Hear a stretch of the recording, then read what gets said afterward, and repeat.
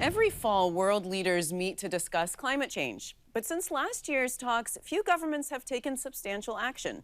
Harry Stevens is a graphics reporter at The Washington Post. Harry, welcome to the program. Thanks for having me. So this is the 27th annual summit for COP27. What is it? What's the purpose? The purpose of these summits is to get all of the countries of the world together to try to strengthen their commitments to cut greenhouse gas emissions and to for the rich countries to provide funding for poor countries to make it easier for them to cut greenhouse gas emissions so that global warming isn't as serious as it could potentially be. This is an annual summit, and last year countries promised to make big changes. But the data you look like doesn't indicate that. So what did you find out? That's right. So last year in Glasgow, 200 countries or so all got together and they said, we haven't done enough to lower greenhouse gas emissions to meet our target of holding global warming to 1.5 degrees Celsius above pre-industrial levels. So what we're going to do is we're all going to make stronger pledges next year. And we're going to come back and we're going to talk about them again. And only about 20 of the 200 countries actually went and made stronger pledges. So people who follow this were disappointed that so few countries actually went and did it. So why? I mean, 180 countries said they were going to do something and didn't. Why? What are they saying is the reason? So every country's process for making these pledges is a little bit different. In some countries, you can kind of do it by executive fiat. So the United States, the Biden administration's pledge just was from the Biden administration. They said, we're going to cut greenhouse gas emissions by 50%. In some countries, it's not that easy. Also, the pledges themselves are non-binding, which means they can say they're going to do something, but they might not actually do it. But some countries might be hesitant to make a pledge that they know there's no chance they're actually going to fulfill. And of course, there's the war in Ukraine. And the energy crisis that's following that. Is that going to push people towards making the necessary changes for climate change? Or are they going to say, we don't have the money right now, we can't prioritize this? It's definitely difficult to say. The war in Ukraine has increased energy prices globally. Spot prices for all sorts of fossil fuels have gone up. As a result, that's been windfall profits for energy companies in the United States.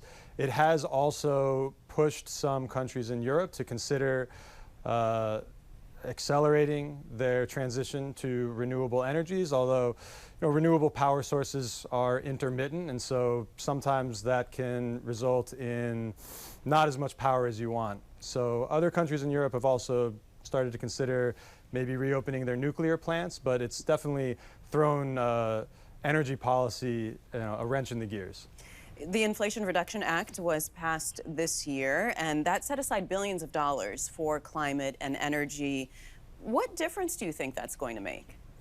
Projections suggest that the Inflation Reduction Act could lower U.S. greenhouse gas emissions from 30 to 40% by 2030. So that's pretty significant. It's more than what it was before the Inflation Reduction Act was passed, obviously. It includes funding for U.S. production of solar panels, wind turbines, better batteries, carbon capture technology, as well as tax incentives for electric cars, home retrofits. So all those things combined, projections do suggest that they will lower U.S. greenhouse gas emissions. And how do you think American commitments and actions compare to other high emitters, namely China? Well, so China, interestingly, they did update their pledge this year. But again, this just shows that not all pledges are created equal, because their pledge was not much better than it had been before. So China is on pace to produce far more carbon emissions than would be consistent with holding global warming to 1.5 degrees Celsius. However, a recent report from the International Energy Agency did project that China's coal and oil use will peak this decade. And so as a result, their overall emissions could start to come down, just not as much as climate hawks would like. Well, speaking of climate hawks, what are you hearing from climate experts on where things stand now and what their projections are? So generally, global emissions are projected to increase over the next decade. To hold global warming to this 1.5 target, they would need to decrease. So people who watch the climate aren't very happy about that. But it's also important to remember that it's not as if the Earth is going to burst into a ball of flame if we don't hit 1.5 degrees Celsius. It was a target that was set at this UN conference in Paris in 2015.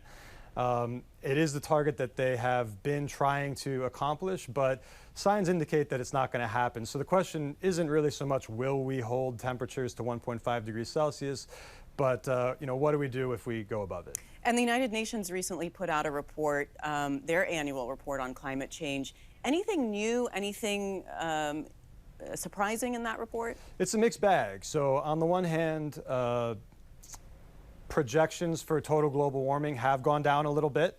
But again, it's based on so many unknowable factors. So they say, well, all these pledges combined, we think global warming could be, 2.5 degrees Celsius above pre-industrial levels. But that's if everybody does their pledges, and it doesn't seem like that's going to happen. All right. Well, Harry, thanks so much for coming in. Nice to talk to you. Thanks for having me. Thanks for watching. If you enjoyed the video, give it a thumbs up and subscribe to our channel so you don't miss out on any future Government Matters interviews.